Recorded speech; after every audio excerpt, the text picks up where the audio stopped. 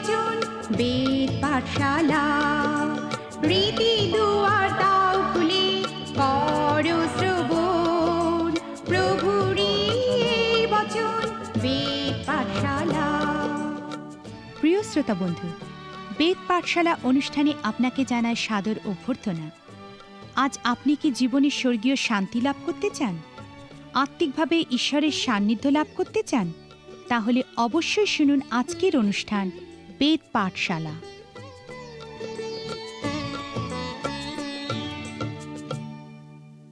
প্রিয় শ্রোতা বন্ধু, বেদ পাঠশালা অনুষ্ঠানে আপনাকে আরেকবার স্বাগত জানাই।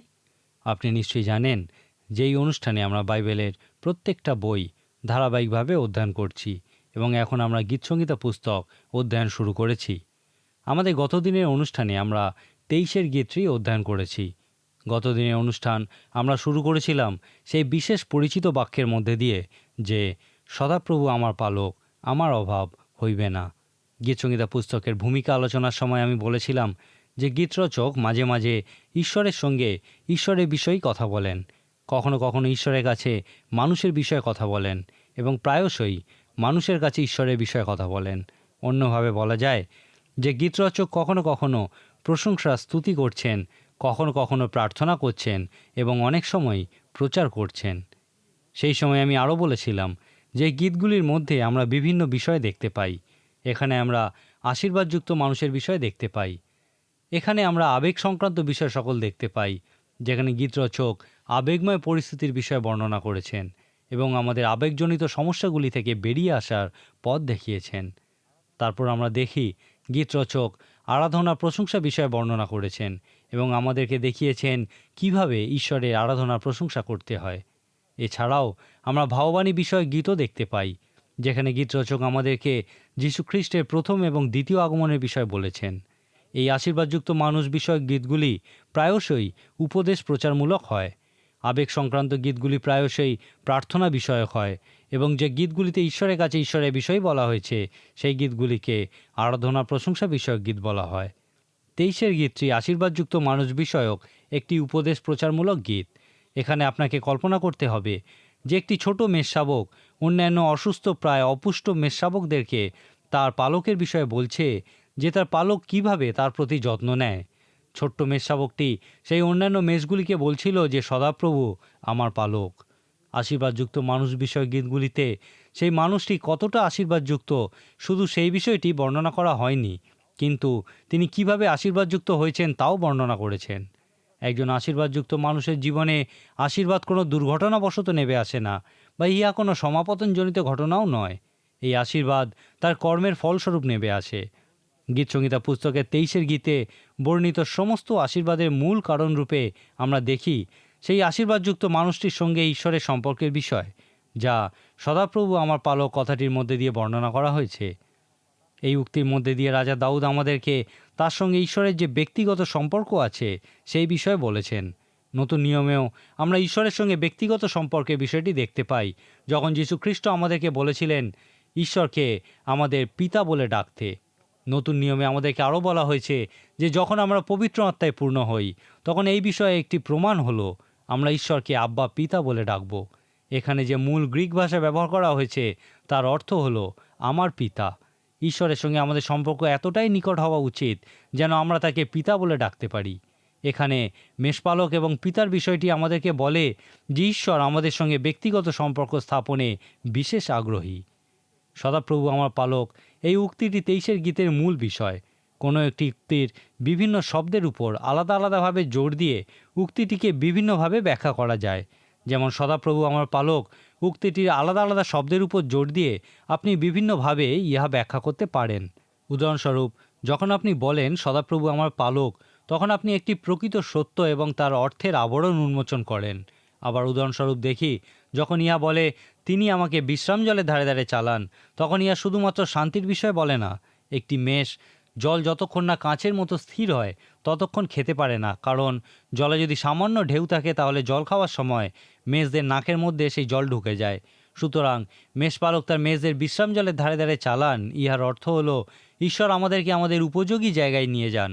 এমন কোনো অভিজ্ঞতা কি আপনার জীবনে কখনো হয়েছে যে ঈশ্বর আপনাকে কোনো অসুস্থতা বা কোনো প্রাকৃতিক বিপর্যয়ের মাধ্যমে সম্পূর্ণ অবনত করেছেন, শুইয়ে দিয়েছেন, যেন তিনি আপনাকে সেই বিশ্রাম জলের ধারে ধারে চালাতে পারেন যা আপনার উপযুক্ত? আমি একজন প্রচারকের বিষয়ে শুনেছিলাম যিনি একটি খুবই বড় মণ্ডলী থেকে তার অসুস্থতার কারণে পদত্যাগ করতে বাধ্য হয়েছিলেন। খুব সাধারণভাবেই তিনি এই বিষয়টিকে একটি বিপর্যয় রূপে চিন্তা করেছিলেন। তারপর তার অসুখটা ঠিক কী তা জানার জন্য তাকে একটি পরীক্ষা করা হয় এবং ফলস্বরূপ তাকে প্রায় 10 সপ্তাহ সম্পূর্ণ শয্যাশায়ী থাকতে হয়। তারপর তাকে একটি বিশেষ হাসপাতালে চিকিৎসার জন্য নিয়ে যাওয়া হয়। সেখানে ডাক্তাররা তাকে কয়েক সপ্তাহ ধরে বিশেষভাবে পর্যবেক্ষণ করেন এবং তারপর তারা তাকে তাদের এত সপ্তাহের পর্যবেক্ষণের ফল সম্বন্ধে বলেন যে আপনাকে এখন যে সমস্ত বিষয়গুলি মেনে চলতে হবে তার মধ্যে প্রধান গুরুত্বপূর্ণ বিষয়টি হলো আপনি এখন বেশি চাপ কোনোভাবেই সহ্য করতে পারবেন না। এখন আপনাকে অল্প কাজ নিখুঁতভাবে করা শিখতে হবে। আপনার উচিত কোনো ছোট শহরের কোনো ছোট মণ্ডলীতে যোগ দেওয়া। এরপর ডাক্তারদের কথা মতো তিনি একটি ছোট মণ্ডলীর দায়িত্ব নেন এবং প্রায় 1 বছর পর তিনি বলেছিলেন, ঈশ্বর আমাকে প্রথমে সম্পূর্ণ শুইয়ে দিয়েছিলেন এবং তারপর আমাকে সেই বিশ্রাম জলের ধারে ধারে চালনা দিয়েছিলেন। ঈশ্বর আমাকে ঠিক সেই জায়গাতেই এনেছেন যে জায়গায় আমার সম্পূর্ণ উপযুক্ত। আপনার জীবনেও কি এই রকম অভিজ্ঞতা হয়েছে? বিশ্রাম জল আমাদের কাছে এই অর্থই প্রকাশ করে। এখন আমি মেষপালক কীভাবে তার মেষকে উদ্ধার করেন, রক্ষা করেন সেই বিষয়ে বলবো। মেষেরা সাধারণত খুবই অসহায় হয়। তারা তাদের মেষপালকের অনুপস্থিতিতে প্রকৃতই অসহায় হয়ে পড়ে। মাঝে মাঝে তারা একটি বিশেষ অসুস্থতার মধ্যে পড়ে যায়। যখন কোনো স্ত্রী ভেড়া আসন্ন প্রসবা হয় এবং যখন সে মাটিতে শুয়ে থাকে, তখন যদি কোনো কারণবশত সে হঠাৎ সম্পূর্ণ চিৎ হয়ে যায়, অর্থাৎ তার 4টে পায়ে যদি শূন্যে উঠে যায়, এই রকম পরিস্থিতিতে তার আর কিছুই করার থাকে না। তখন সে শুধু চেঁচাতেই থাকে। তার আশেপাশে অনেক ভেড়া জড়ো হয় কিন্তু কারোরই কিছু করার থাকে না। যদি এইভাবে সে 3-4 ঘন্টা পড়ে থাকে তাহলে আস্তে আস্তে সে মৃত্যুর দিকে এগোতে থাকে এবং যদি তার মেষপালক সেখানে উপস্থিত না থাকে তাহলে প্রায় 6 থেকে 8 ঘন্টার মধ্যে সে ধীরে ধীরে মারা যায়। কিন্তু যদি তার আগেই তার পালক তাকে উঠে দাঁড়াতে সাহায্য করে তাহলে সে বেঁচে যায়। ইহাকে পুনরুদ্ধার বা রক্ষা করা বলা হয়। আপনি কি কখনো আপনার জীবনে এই রকম অভিজ্ঞতা লাভ করেছেন? আপনার কি কখনো নিজেকে এত অসহায় মনে হয়েছে? যদি কখনো আপনি এই রকম পরিস্থিতিতে পড়েন, নিজেকে খুবই অসহায় মনে করেন, তাহলে ঈশ্বরের কাছে প্রার্থনা করুন। তাকে বলুন, ঈশ্বর আমাকে উদ্ধার করো, কারণ যদি তুমি আমাকে না ধরো এবং আমার পায়ে দাঁড়াতে আমাকে সাহায্য না করো তাহলে এই পৃথিবীতে আমার আশা শেষ হয়ে যাবে। এই ধরনের উদ্ধারকেই বলা হয় পরিত্রাণ। এই পরিত্রাণ শব্দটি উদ্ধার বা মুক্তি কথার মতো একই অর্থ বহন করে। আপনি এই পরিত্রাণ শব্দটির অর্থ প্রকৃত রূপে তখনই উপলব্ধি করতে পারবেন যখন আপনি এই প্রার্থনা করবেন, ঈশ্বর তুমি অবশ্যই এসো এবং আমাকে উদ্ধার করো, মুক্ত করো, কারণ যদি তুমি উদ্ধার না করো তাহলে আমার উদ্ধার পাওয়া অসম্ভব। তোমাকে অবশ্যই আমাকে রক্ষা করতে হবে, কারণ আমি নিজেকে কখনোই রক্ষা করতে পারি না। মেষপালকের মাধ্যমে মেষের রক্ষা পাওয়ার বিষয়টি আমাদেরকে এই বিষয়টাই খুব স্পষ্ট রূপে দেখায়। এই 23 গীতটি প্রকৃতপক্ষে কি বলতে চায় তা উপলব্ধি করাই হলো সবথেকে গুরুত্বপূর্ণ একটি বিষয়। এই 23 গীতের উপর নির্ভর করে নিজেকে এই প্রশ্নগুলি করুন। এই গীতে যে আশীর্বাদযুক্ত মানুষের বিষয় বর্ণনা করা হয়েছে সে কি আমি? আপনার কি কোনো আধ্যাত্মিক তারিখ রেখা আছে? আপনি কি মনে করতে পারেন যে কবে ঈশ্বর আপনার জীবনে এসেছিলেন এবং আপনাকে সম্পূর্ণ অবনত করেছিলেন? আপনি কি মনে করতে পারেন কবে ঈশ্বর আপনার পালকে পরিণত হয়েছিলেন এবং আপনি তার মেষ রূপে গণিত হয়েছিলেন? আপনার উদ্ধার কি সম্পূর্ণ হয়েছে? গীতসংহিতা 23 মাধ্যমে আরাধনা করা খুবই সম্ভব। বেশ কিছু বছর আগে কোনো একজন বলেছিলেন, 23 গীতটি মুখস্থ করো এবং প্রত্যেক দিন অন্তত 3 বার এই গীতটি আবৃত্তি করো। এইভাবে যদি 1 মাস চলতে পারো তাহলে ইহা তোমার জীবনে পরিবর্তন সাধন করবে। আমি একজন প্রচারকের বিষয় জানি যিনি পবিত্র শাস্ত্রের 3টি অংশের উপর খুবই জোর দিতেন, অর্থাৎ এই 3টি অংশ তার খুবই প্রিয় ছিল।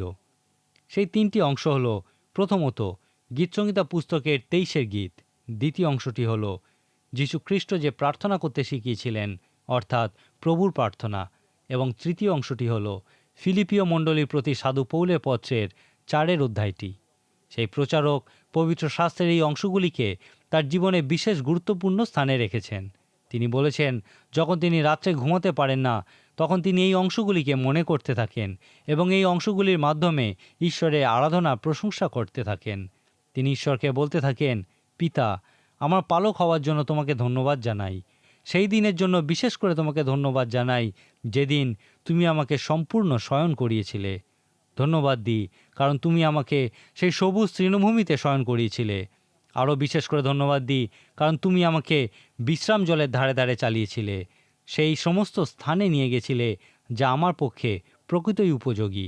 তোমাকে ধন্যবাদ দিই আমাকে সেই ধর্মপথে চালনা দেওয়ার জন্য, যে পথে চালনা করার মধ্যে দিয়ে তুমি আমার প্রাণ রক্ষা করেছো। তোমাকে ধন্যবাদ দিই কারণ তোমার পাচনির দ্বারা তুমি আমাকে সান্ত্বনা দিয়েছো যে তুমি আমাকে রক্ষা করতে সমর্থ, এবং তোমার যষ্টি দ্বারা তুমি আমাকে সঠিক পথে পরিচালনা করতে এবং আমার সমস্ত প্রয়োজন যোগাতে সক্ষম।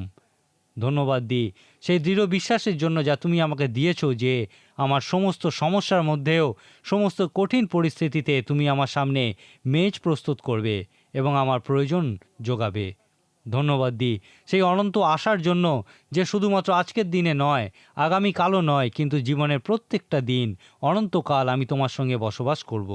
ধন্যবাদ দিই সেই দৃঢ় বিশ্বাসের জন্য যেহেতু তুমি আমার মেষপালক, তাই আমার জীবনের প্রত্যেকটা দিন উৎকর্ষে পরিপূর্ণ থাকবে। আমার জীবনের প্রত্যেকটা দিন অনন্তকাল তোমার দয়া ও ক্ষমার জন্য তোমার ধন্যবাদ দিই। তোমাকে আরও বিশেষ করে ধন্যবাদ দিই সেই মহান আশার জন্য যে তোমার দয়া ও ক্ষমার গুণে আমার যা প্রাপ্য ছিল তা আমার থেকে দূর হয়েছে, আর আমি এখন জীবনের সেই অনন্ত মাত্রায় চিরকাল বসবাস করব। গীতসংহিতা পুস্তকের 23 গীতে এই যে সমস্ত আশীর্বাদের বিষয়ে বলা হয়েছে, আপনি কি কখনো সেই সমস্ত কিছুর জন্য ধন্যবাদপূর্বক ঈশ্বরের আরাধনা প্রশংসা করেছেন? এই অনুষ্ঠানে এখন আমরা গীতসংহিতা পুস্তক অধ্যয়ন করছি। এই পুস্তকের 1 সংখ্যার গীতটি একটি নিশ্চিত আশীর্বাদযুক্ত মানুষ বিষয়ক গীত। এই গীতটি আপনাকে অন্যান্য আশীর্বাদযুক্ত মানুষ বিষয়ক গীত অধ্যয়নের জন্য প্রস্তুত করে।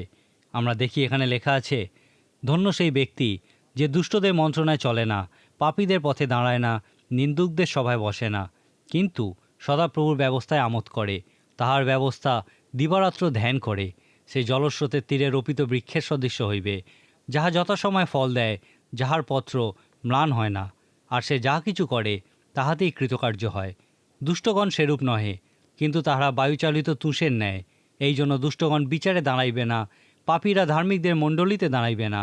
কারণ সদাপ্রভু ধার্মিকগণের পথ জানেন, কিন্তু দুষ্টদের পথ বিনষ্ট হইবে।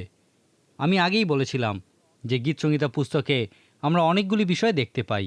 1 সংখ্যার গীতে আমরা 2 জন মানুষের বিষয় দেখতে পাই। প্রথমত, গীতসংহিতা 1 আশীর্বাদযুক্ত মানুষের কথা বলে। তারপর এই আশীর্বাদযুক্ত মানুষকে যথাযথ গুরুত্ব দেওয়ার জন্য মন্দ মানুষদের বিষয় বলে। এই একই বিষয় আমরা নতুন নিয়মে যীশু খ্রিস্টকে করতে দেখি।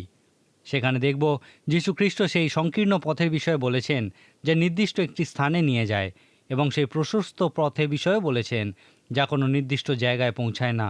এছাড়াও তিনি বলেছেন পাথরের উপর বাড়ি তৈরির বিষয় এবং বালির উপর বাড়ি তৈরির বিষয়। কিন্তু তিনি সেই সত্য ভাওবাদী এবং মিথ্যা ভাওবাদীর বিষয়েও বলেছেন। তিনি সর্বদা 2 জন মানুষের বিষয়ে বলেছেন এবং আমাদেরকে প্রশ্ন করেছেন, এদের মধ্যে তুমি কোনজন?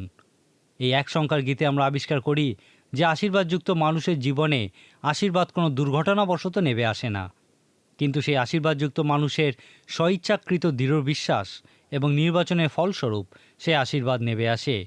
এই 1 গীতটি ইব্রিয় ভাষায় কবিতার আকারে বলা হয়েছে, অর্থাৎ কোনো নিশ্চিত সত্য বিষয়কে নৈর্থক রূপে বর্ণনা করা হয়েছে। 1 সংখ্যার গীতে আশীর্বাদযুক্ত মানুষের কথা বর্ণনা করা হয়েছে সে কি করতে পারে না তা বলার মধ্যে দিয়ে। উদাহরণস্বরূপ আমরা দেখি সেই আশীর্বাদযুক্ত মানুষের জীবনে আশীর্বাদ নেমে আসার কারণ হলো, প্রথমত, সে নিন্দুকদের সভায় বসে না। ইহাই হলো নৈর্থক উপায়ে বলা যে একজন আশীর্বাদযুক্ত মানুষ সর্বদা বিশ্বাসীদের সঙ্গে বসে। আশীর্বাদযুক্ত মানুষ হচ্ছেন একজন বিশ্বাসী মানুষ। ইহাই হলো তার আশীর্বাদের প্রথম মূল বিষয়। একজন আশীর্বাদযুক্ত মানুষ ঈশ্বরের বাক্যে বিশ্বাস করে, তা ভালোবাসে এবং তা দিবারাত্রি ধ্যান করে। তার আশীর্বাদের একটি বিষয়ের ব্যাখ্যা ঈশ্বরের সঙ্গে সম্পর্কযুক্ত। এই সত্যটিও নৈর্থকভাবেই শুরু হয়েছে। আশীর্বাদযুক্ত মানুষ দুষ্টদের মন্ত্রণায় চলে না, অর্থাৎ সে সর্বদা ঈশ্বরের বাক্যে বর্ণিত ঈশ্বরের মন্ত্রণাতেই চলে।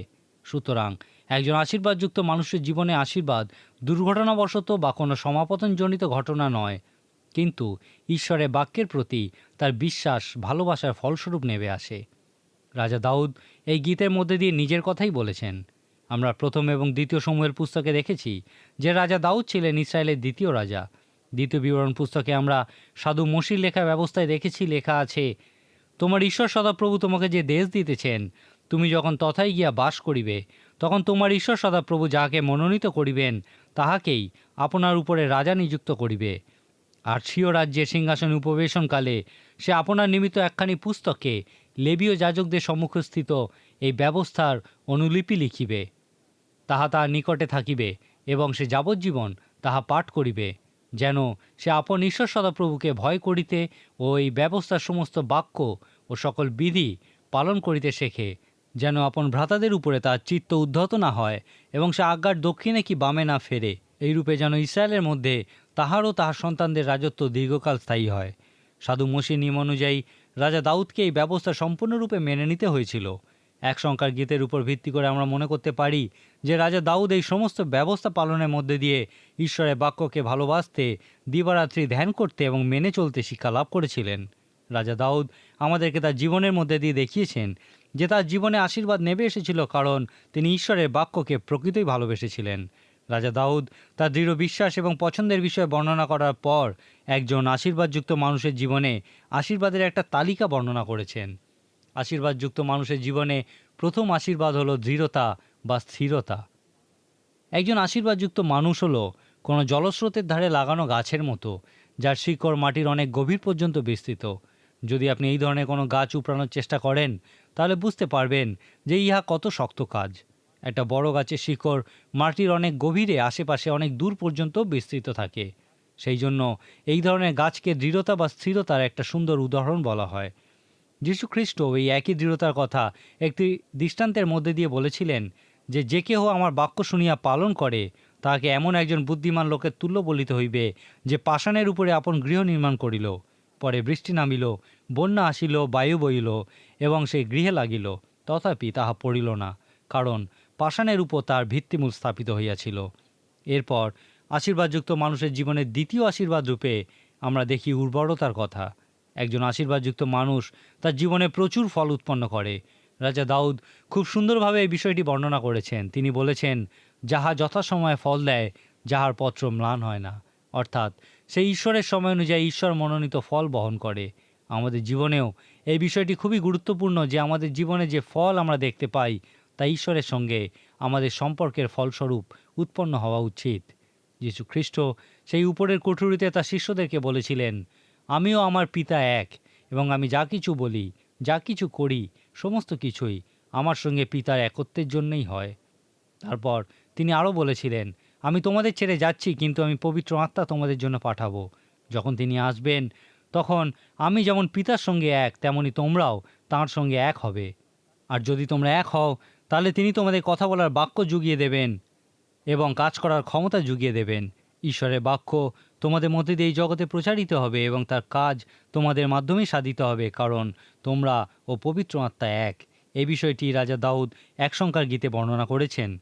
যেহেতু সেই আশীর্বাদযুক্ত মানুষ একজন বিশ্বাসী, যেহেতু সে ঈশ্বরের বাক্যে বিশ্বাস করে, যেহেতু সে ঈশ্বরের বাক্য ভালোবাসে ও ধ্যান করে, পালন করে, সেই জন্য তার জীবনে ঈশ্বরের নির্মিত সময়ে ঈশ্বর মনোনীত ফল উৎপন্ন হয়।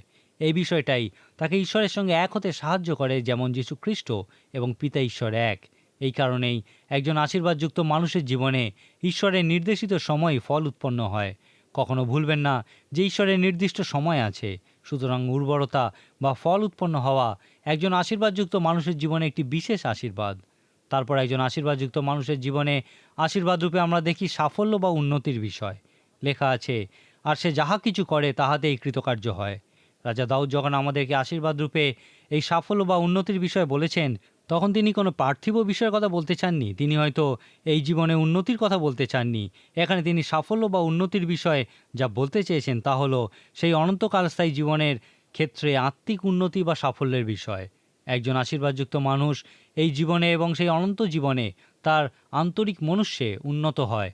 মনে রাখবেন, এই কাব্যিক বইগুলি সর্বদা বাহ্য মনুষ্য নয়, কিন্তু আন্তরিক মনুষ্যের উপরই বেশি জোর দেয়। আশীর্বাদযুক্ত মানুষের জীবনে আরেকটি আশীর্বাদ হলো দীর্ঘজীবন। এই দীর্ঘজীবন যে একটি বিশেষ আশীর্বাদ তা আমরা এই কথার মধ্যে দিয়ে দেখতে পাই, যাহার পত্র ম্লান হয় না। ইহার অর্থ এই নয় যে একজন আশীর্বাদযুক্ত মানুষ একজন বৃদ্ধ মানুষের জীবনযাপন করেন। অনেক বৃদ্ধ আছেন যাদেরকে দেখে অত বৃদ্ধ মনে হয় না, আবার অনেক প্রৌঢ় ব্যক্তিকে দেখে খুবই বৃদ্ধ মনে হয়। এই সব কিছুই নির্ভর করে আপনি জীবনকে কিভাবে দেখেন এবং আপনার আন্তরিক মনুষ্যে কি ঘটছে তার উপর। এখানে যার পত্র ম্লান হয় না, কথার অর্থ হলো একজন আশীর্বাদযুক্ত মানুষ কখনোই শুষ্ক তিক্ত বৃদ্ধ মানুষে পরিণত হন না। সবশেষে আশীর্বাদযুক্ত মানুষের জীবনে একটি মহান আশীর্বাদ আবার আমরা দেখব যে নৈর্থকভাবে প্রকাশ করা হয়েছে। লেখা আছে, ধন্য সেই ব্যক্তি যে পাপীদের পথে দাঁড়ায় না। আপনি কি কখনো লক্ষ্য করেছেন যে পবিত্র শাস্ত্র সর্বদা বলে বিশ্বাসঘাতকদের পথ অসমান?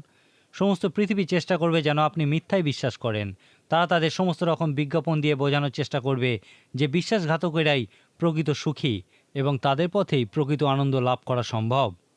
ঈশ্বরের বাক্য অনুযায়ী জীবনযাপন করা প্রকৃতই কঠিন, কারণ ঈশ্বরের বাক্য বলে যে আশীর্বাদযুক্ত মানুষ পাপীদের পথে দাঁড়ায় না।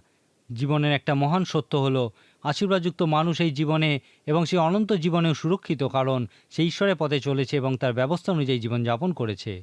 আরেকটি গুরুত্বপূর্ণ বিষয় আমাদের উপলব্ধি করা উচিত যে একজন আশীর্বাদযুক্ত মানুষের সুরক্ষা অনন্তকাল পর্যন্ত বিস্তৃত। এই গীতে আমরা দেখি লেখা আছে, পাপীরা ধার্মিকদের মণ্ডলীতে দাঁড়াইবে না। জীবনে সেই অনন্ত মাত্রায় এই ধার্মিকদের মণ্ডলী অবস্থিত। এখানে আবার আমরা সত্যকে নৈর্থক অর্থে প্রকাশিত হতে দেখি। এখানে রাজা দাউদ পাপীদের সম্পর্কে নৈর্থক উক্তি করে প্রকৃতপক্ষে বলতে চেয়েছেন যে ধার্মিকেরাই সেই অনন্ত জীবনে ধার্মিকদের মণ্ডলীতে প্রবেশ করবে। রাজা দাউদ ধার্মিকদের সম্বন্ধে এইভাবে বলেছেন যে দুষ্টগণ সেরূপ নহে। একজন আশীর্বাদযুক্ত ব্যক্তি যেভাবে বিশ্বাস করেন, একজন দুষ্ট ব্যক্তি সেইভাবে বিশ্বাস করে না। দুষ্টগণ ঈশ্বরের বাক্যে বিশ্বাস করে না, ভালোবাসে না এবং তার দিবারাত্র ধ্যানও করে না, এবং সেই জন্যই তাদের জীবনে দৃঢ়তা, উর্বরতা, উন্নতি, সুরক্ষা কিছুই দেখতে পাওয়া যায় না। কেন কোনো ব্যক্তি আশীর্বাদযুক্ত হন, এই প্রশ্নের অনেক উত্তর আপনি পাবেন এই গীতে। আপনি আশীর্বাদযুক্ত মানুষের জীবনে আশীর্বাদ সকলের একটা তালিকা দেখতে পাবেন এবং আপনি আবিষ্কার করবেন যে তার সঠিক নির্বাচনের ফলস্বরূপ এই সমস্ত আশীর্বাদ তার জীবনে নেমে এসেছে। 23 গীত আমাদেরকে বলে যে প্রত্যেক ব্যক্তি আশীর্বাদযুক্ত নয়, একমাত্র তারাই আশীর্বাদযুক্ত হতে পারে যারা বলে যে সদাপ্রভু আমার পালক। কিন্তু আবার অনেক ক্ষেত্রে একজন আশীর্বাদযুক্ত মানুষ ঈশ্বরের আশীর্বাদ থেকে বঞ্চিত হয়, কারণ তখন সে নিজেই নিজের পালক হতে চায়, আর তখনই সে ধ্বংসের মধ্যে পড়ে। সুতরাং এখান থেকে আমরা বলতে পারি যে একজন আশীর্বাদযুক্ত মানুষ তার জীবনে ঈশ্বরের আশীর্বাদ শর্ত সাপেক্ষে লাভ করতে পারেন। যখন আমরা এই আশীর্বাদযুক্ত মানুষ বিষয়ক গীতগুলি অধ্যয়ন করি, তখন সবথেকে বড় যে পরীক্ষা আমাদের সামনে আসে তা হলো এই দুইজন ব্যক্তির মধ্যে আপনি কোনজন। ঈশ্বরের অনুগ্রহে আপনি কি সেই আশীর্বাদযুক্ত মানুষ? আপনি কি সেই বিশ্বাসীদের সঙ্গে বসেন? আপনি কি ঈশ্বরের বাক্যে বিশ্বাস করেন, পালন করেন, ধ্যান করেন? আপনি কি ঈশ্বর নির্দেশিত পথে চলেন? 1 সংখ্যার গীত অনুযায়ী এই বিষয়টি হলো আশীর্বাদযুক্ত মানুষের জীবনে আশীর্বাদ নেবে আসার মূল চাবিকাঠি। যদি আপনি ঈশ্বরের বাক্য না পড়েন, না বিশ্বাস করেন, না ধ্যান করেন ও পালন করেন, তাহলে আপনি সেই আশীর্বাদ সকল থেকে বঞ্চিত হবেন। দুষ্টগণের বিষয়ে যে ভয়ঙ্কর সত্য আমরা এখানে দেখতে পাই তা হলো দুষ্টদের পথ বিনষ্ট হবে।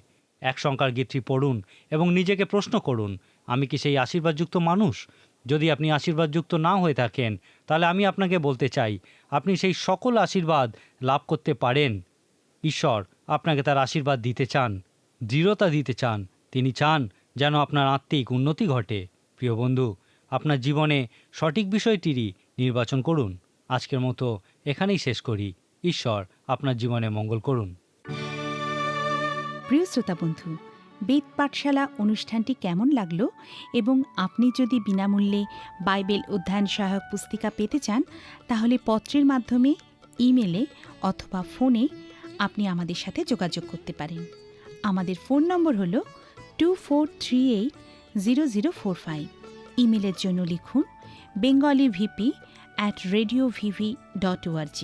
শেষে জানাই আমাদের ঠিকানা বেদ পাঠশালা, পোস্ট বক্স নম্বর 16925, কলকাতা 700034। আমাদের আরেকটি ঠিকানা হল বেদ পাঠশালা, জিপিও বক্স নাম্বার 87, শিলিগুড়ি 1। তাহলে আবার দেখা হবে। নমস্কার।